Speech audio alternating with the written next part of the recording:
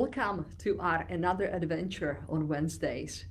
This Today we are going to focus on something that I think many of you will be enjoying. I will introduce you to six poses that I have found most helpful to my clients and to my yoga community when they suffer with chronic back pain. So I hope that you are going to enjoy this. And if you have then any comments, any questions, please let me know, okay? So let's meet on the yoga mat, okay? And we'll start with our first pose. So our first pose is going to be a lunge, very just kind of, easy lunge. What you can do is you can come on all your fours, okay? And as you come on all your fours, I want you to just take your one foot forward. So I'm taking my right just kind of, foot forward, and then I'm placing both of my hands on the knee, okay? And as I'm here, I relax the shoulders back. And then very gently, you can lean your hips slightly forward. And then slowly come away from the stretch. And again, enjoy the belly toward the spine. Exhale, release the hips down. If for some reason we need a little bit more cushion under the back knee, please just kind of put a blanket there. Inhale and exhale. Beautiful. And then just stay right here, engaging the belly button toward the spine, relaxing the shoulders away from your ears.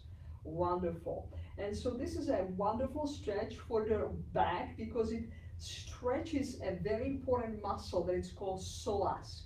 And because I have my right knee forward, right foot forward, left foot back, it is the left psoas. It's a very deep abdominal muscle that usually is very tight for people who have chronic back pain.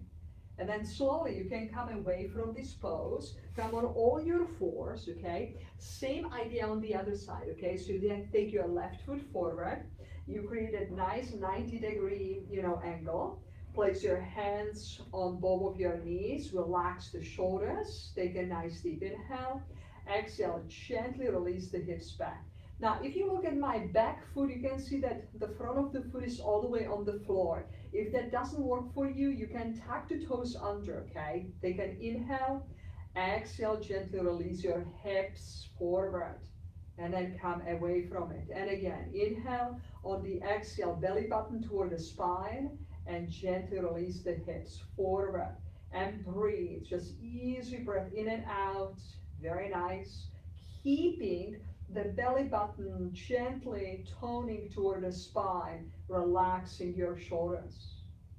And then slowly come away from this pose. So this is the first pose. The second one is going to be for our adductor muscles, okay? So what I want you to do is just step your feet about 2.5 feet apart, okay? And we are going to a very basic squat. I want you to place your hands on the top of your thighs, and you can already stay right here because for a lot of us, this might be enough stretch for, our inner thighs. If you want to go slightly a little bit deeper, you can gently come slightly a little bit more down. You can see that the knees and shins are in the same direction as my toes. Lift nicely through the chest, and you can stay for 10 seconds or you can stay up to 1 minute. This is a beautiful stretch, for those inner thighs. Pressing the hands into your thighs is helping you to lift through the chest. Take another nice deep inhale. On the exhalation, come all the way up. Beautiful. So now you can bring your feet slightly in. I would still keep your feet at least hip apart or maybe slightly wider, just like I have. And then you can place your hands on your elbows, okay? Hinge from your hips, okay? And as you hinge from your hips, micro bend the knees, and then very gently relax your upper body down. Keep your knees bent, shift the hips back, relax your shoulders, and you can even rest your head on your forearms. Take another few deep inhales and exhales right here in the pose. Good, excellent. And then hands on the hips. Come halfway up, gently tuck the chin in, and then slowly come all the way up. Wonderful. And again, you stay for 15 seconds up to 1 minute. Now come all the way down for the next action that really beautifully stretches your piriformis. This is really good for people who have problems with sciatica. So you come down, you bend your knees, and as you bend your knees, you keep your feet about hip width apart, okay? I pick up my right foot and place the right ankle on the top of the left knee. And then simply I lift the sole of the bottom of the left foot up.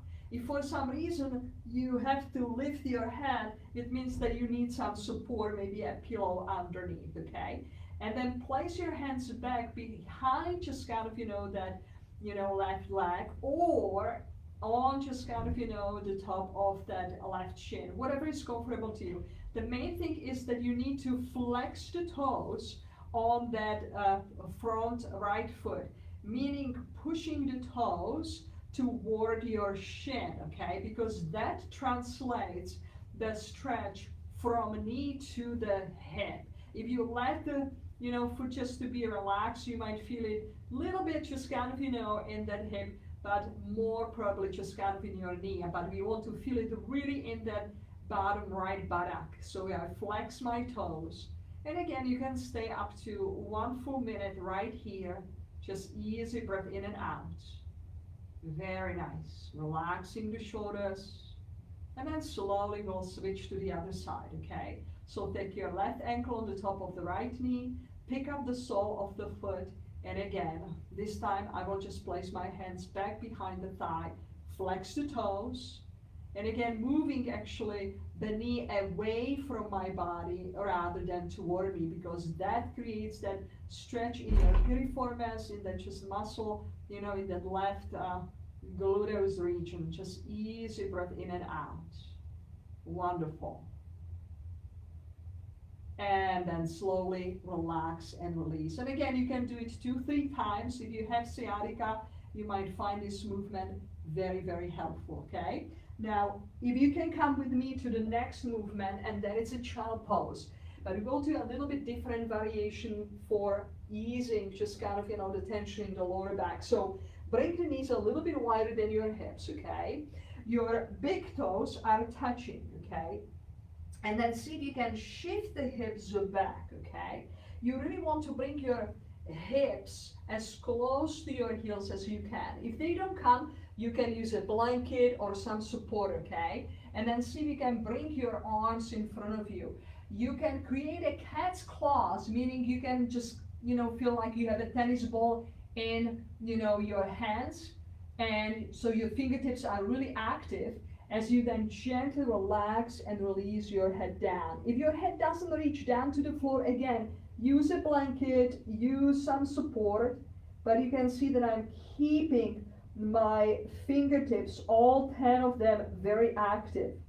But if for some reason you have shoulder issues and this is not possible for you, simply relax your elbows down. You still get that beautiful lengthening through the sacrum and through your lumbar.